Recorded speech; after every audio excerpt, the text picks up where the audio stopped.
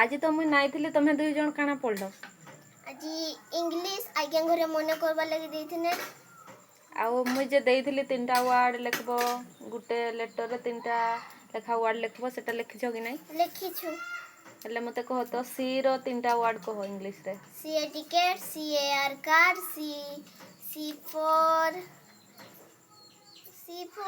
Cake आउ सार कीटा कहितने सार कीटा कहितने इंग्लिश रो पोएम टा मने करी कि ना स्वाव एक्शन करी कि ना देखि हेले कर तो ठीक है कर White sheep on a blue hill. When the wind stops, you all stand still. When the wind blows, you walk away slow. You walk away slow.